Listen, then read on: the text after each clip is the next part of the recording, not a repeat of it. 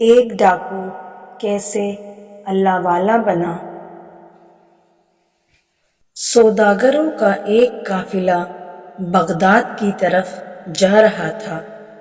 ان کے ساتھ ایک نوعمر لڑکا بھی تھا جس کی ماں نے اس قافلے کے ساتھ اس لیے کر دیا تھا تاکہ حفاظت کے ساتھ یہ اپنی منزل پہنچ سکے اور دین کا علم حاصل کرے۔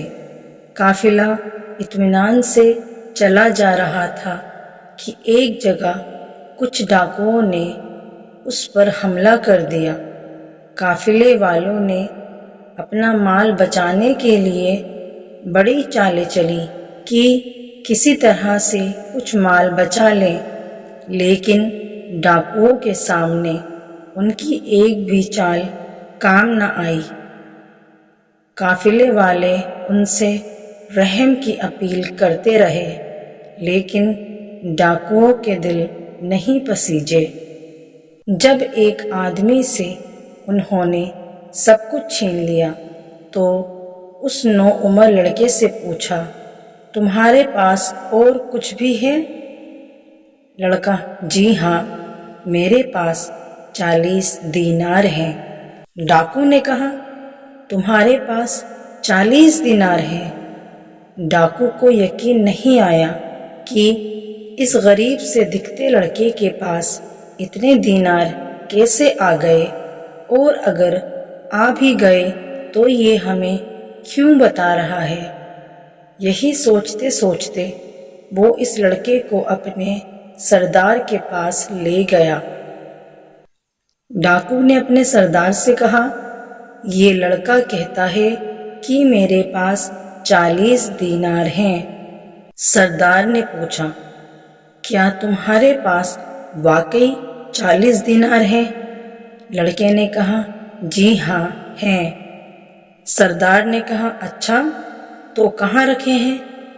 لڑکے نے جواب دیا، جی میری کمر سے ایک تھیلی بندھی ہوئی ہے، اس میں رکھے ہیں۔ سردار نے لڑکے کی کمر سے تھیلی کھولی تو اس میں واقعی 40 دینار تھے۔ سردار حیرت سے کچھ دیر اس لڑکے کو دیکھتا رہا، پھر پوچھا، تم کہاں جا رہے ہو؟ لڑکے نے جواب دیا، دین کا علم حاصل کرنے بغداد جا رہا ہوں۔ سردار نے کہا، کیا تمہارا وہاں جاننے والا کوئی ہے؟ لڑکے نے جواب دیا، جی نہیں، میری امی نے مجھے یہ 40 دینار دیے تھے تاکہ میں اطمینان کے ساتھ دین کا علم حاصل کروں، کیونکہ ایک اجنبی شہر میں میری ضرورتیں کون پوری کرے گا، اور کیوں میں کسی کا احسان اٹھاؤں۔ سردار بڑی دلچسپی اور حیرت کے ساتھ اس لڑکے کی باتیں سن رہا تھا اور وہ سوچ رہا تھا کہ اس لڑکے نے یہ دینار چھپائے کیوں نہیں اور بتا کیوں دیے۔ اگر یہ چھپا لیتا تو ہم لوگ تلاش کرنے پر بھی نہیں پا سکتے تھے، اور یہ ایک اجنبی شہر میں تعلیم حاصل کرنے جا رہا ہے اور اس کے خرچے کا دار و مدار اسی رقم پر ہے، لیکن پھر بھی نہ چھپا کر سب کچھ بتا دیا۔ بچے کی سادگی اور سچائی نے اس ڈاکو سردار کو اندر سے جھنجھوڑنا شروع کر دیا، اور آخر کار اس نے پوچھ ہی لیا، بیٹا، تم نے یہ رقم چھپائی کیوں نہیں؟ اگر تم نہ بتاتے تو ہمیں شک بھی نہ ہوتا کہ تمہارے پاس بھی اتنے پیسے ہو سکتے ہیں۔ لڑکے نے جواب دیا، جب میں گھر سے نکل رہا تھا تو میری ماں نے مجھ سے کہا تھا کہ کچھ بھی ہو جائے تم جھوٹ نہیں بولنا، تو بھلا میں اپنی ماں کے حکم کو کیسے ٹال سکتا تھا۔ سردار کے اندر کا انسان جاگ گیا۔ وہ سوچنے لگا کہ یہ چھوٹا لڑکا اپنی ماں کا ایسا فرما بردار ہے کہ وہ پیسے نہ ہونے کی وجہ سے اپنی ہونے والی مشکلوں کو جانتا ہے اور اپنا مستقبل تباہ ہوتے دیکھ رہا ہے، لیکن ماں کا حکم ٹالنے کو تیار نہیں ہے۔ اور میں کتنے عرصے سے برابر اپنے رب اور پروردگار کے حکم کو روند رہا ہوں۔